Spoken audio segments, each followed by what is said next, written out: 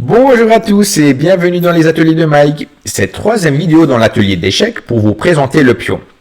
Nous allons voir deux choses aujourd'hui, le déplacement et la prise.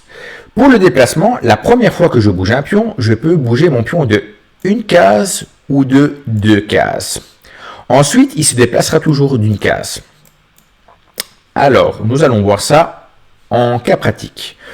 Je joue pour la première fois, je décide de bouger mon pion de deux cases. Ensuite, mon adversaire décide de bouger un pion. Je fais de même avec un autre pion. Je pourrais l'avancer d'une ou de deux cases, mais ici, je choisis d'une seule case. Mon adversaire décide de bouger son pion, mais vu que c'est la deuxième fois qu'il joue son pion, il peut le bouger d'une case.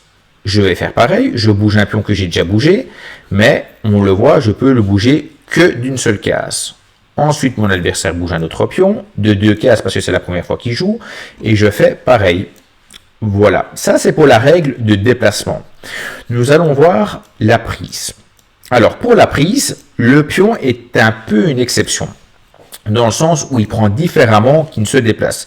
Tous les autres pions prennent de la même manière dont ils se déplacent. Je vais m'expliquer. Imaginons ce cas de figure-là. J'ai un pion ici et j'ai deux autres pions là. Alors, et même un troisième ici.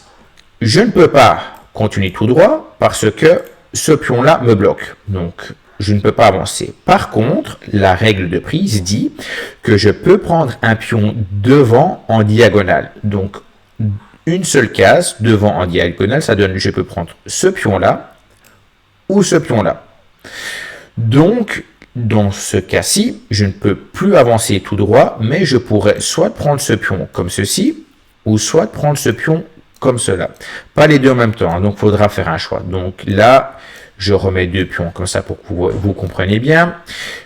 Je décide soit de passer par la gauche ou soit de passer par la droite. Et ensuite, la règle de déplacement vaut toujours. Je peux avancer que d'une seule case à la fois. Ça, c'était pour la règle de prise. Donc, on a vu la règle de déplacement et la règle de prise.